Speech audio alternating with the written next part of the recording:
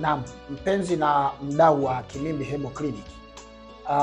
Yako maswali mengi yanaulizwa kuhusiana na ofa, namna zinavyoendelea.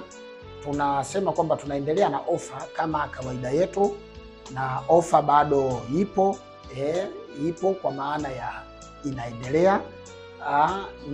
Na mwisho wa ofa ni tarehe 14 ya mwezi wa 4 2025. Kwa hiyo bado ofa ipo na bado ofa ya matibabu bure inaendelea. Cha muhimu angalia yale magonjwa tunayotibu bure, na wewe kama ni mgonjwa wa matatizo hayo na unasumbuliwa sana, wewe, familia yako, ndugu yako, karibu sana kwenye kituo chetu. Tunatibu matatizo ya tumbo, yani vidonda vya tumbo kujaa gesi, kiungulia, choo kigumu, na matatizo ya ngiri ama chango kwa wanawake.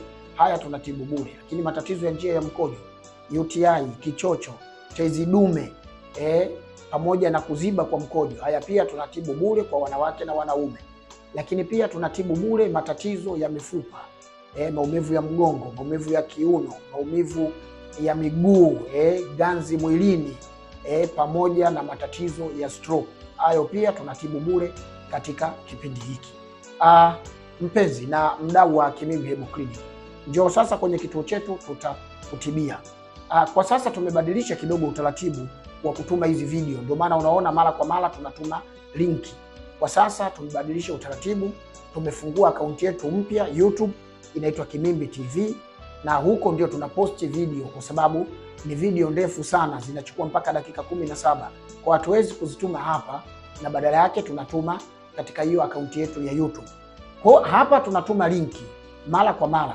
Kwa hiyo tukituma linki, fungua hiyo linki, utapata faida mbalimbali ya video zetu. Karibu sana kwa tiba pamoja na ushauri.